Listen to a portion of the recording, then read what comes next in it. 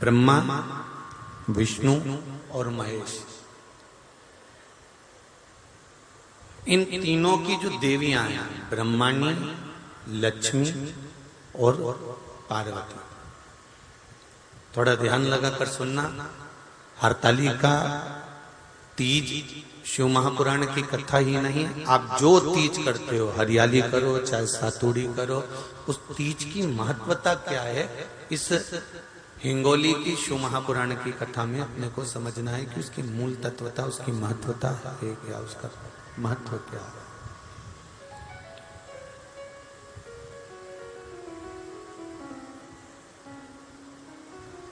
भगवान ब्रह्मा, भगवान विष्णु और भगवान शिव,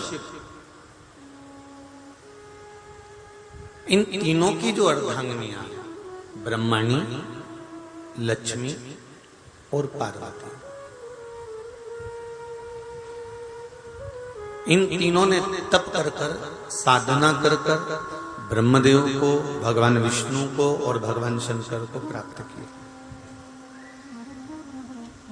और तीनों ने प्राप्त कर कर तीनों देवताओं से वर मांगा कि वर हमको ऐसा दीजिए कि हमारे तप साधना का फल नारी को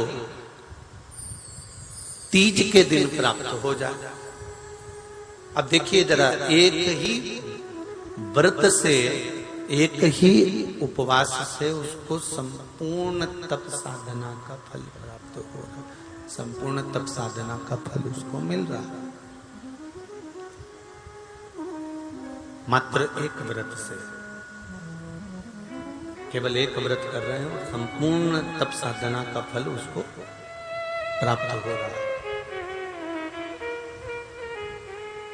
ऐसा कोई व्रत, ऐसी कोई साधना, ऐसा कोई शंभो शरण मांगो घड़ी रे घड़ी दुख काटो, दया करी न दर्शन आपो,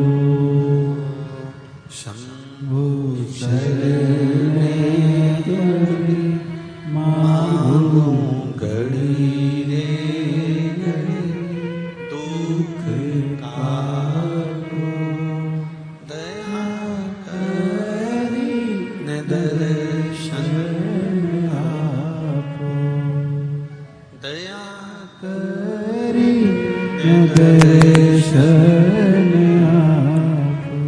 तो ब्रह्माणी ने ब्रह्मदेव से मांगा, लक्ष्मी जी ने भगवान विष्णु से मांगा, पार्वती जी ने भगवान शिव से मांगा कि ऐसा वर दे दीजिए जिस वर से एक ही व्रत करने से संपूर्ण फल की प्राप्ति हो जाए, संपूर्ण फल मिल जाए। ऐसा एक व्रत का फल दे दीजिए, मात्र एक व्रत का। अब देखिए, हरियाली तीज करने वाली माताएं थोड़ा ध्यान से सुनना।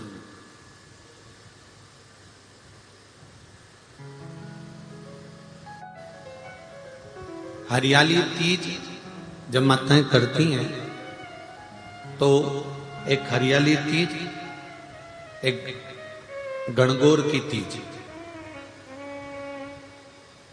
ये दो तीज के व्रत ऐसे होते हैं जिसमें जब माताएं करती हैं तो उस समय पर उमा, ब्रह्माणी और लक्ष्मी, इन तीनों की आराधना का फल उसको केवल एक व्रत से प्राप्त हो जाता। अब देखिए दूसरा, सातुड़ी तीज।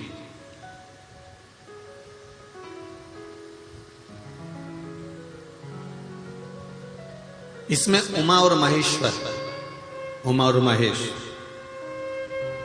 ब्रह्माणी और लक्ष्मी,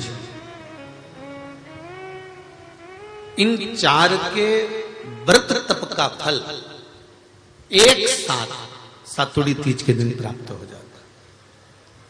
अब एक आती है हरतालिका तीज। आप लोग करते हो हरतालिका? यहाँ लोग करते कि नहीं करते? करते हैं यहाँ पे हरतालिका? कौन कौन करता है? जरा हाथ उठाओ तो जरा। अरे सभी करते हो, रखो रखो, बहुत बढ़िया, बहुत अच्छी बात। एक आती है हरतालिका तीज। इस तीज का व्रत माता पार्वती बेल वृक्ष के आनंद के साथ में फुलेरा बनाकर करती है, और जिसमें इस हरतालिका में माता पार्वती जी के जितने जन्म पहले हुए हैं, माता पार्वती का जन्म तो 52वें नंबर का, 52 नंबर पे माता पार्वती का जन्म है। इससे पहले तो माता के 51 जन्म पहले हो चुके, 51 जन्म माता पार्वती का पहले हो चुके। तो वो जितने जन्म माता पार्वती पूर्व में ले चुकी हैं, ब्रह्माणी जितनी बार ब्रह्मदेव के साथ में विराजमान हो चुकी हैं, इंद्राणी जितनी बार इंद्र के साथ विराजमान हो चुकी हैं, और लक्ष्मी चाहे वो राधा के रूप में हो, चाहे वो रुक्मणी के रूप में हो, चाहे वो सतभामा के रूप में हो, चाहे वो यमुना के रूप में हो, चाहे वो गंगा के रूप में हो, जितनी बार माता लक्ष्मी ने रूप धारण करे हैं वो सब रूप में, और माता पार्वती अपने सारे रूप में, ब्रह्मणी अपने सारे रूप में, लक्ष्मी अपने सारे रूप में इस हरतालिका तीज के व्रत को करने के लिए आतुर रहती हैं। और इस व्रत को कर एक दिन में ही संपूर्ण विश्व का जितना तप है, साधना है, उपवास है, सबका फल एक साथ एकत्रित कर लेती हैं केवल एक व्रत में, हरतालिका तीज। अब एक बात ध्यान से सुनिएगा, सारे व्रत, आपका अगर स्वास्थ्य खराब हो गया तो आप व्रत छोड़ सकते हो। जितने भी व्रत आप लोग कर रहे हैं पूर्व के, सोमवार, मंगलवार, एकादशी, छठ, पंचमी, चतुर्थी, अगर आपका स्वास्थ्य खराब है तो आप उस व्रत को छोड़ सकते हो, सारे व्रत को छोड़ सकते हो। पर तीज का जो व्रत होता है,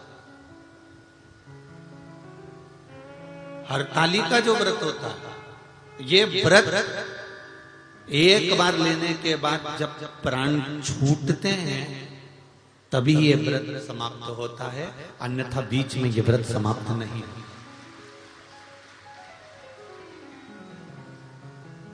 ये व्रत समाप्त होता ही नहीं है।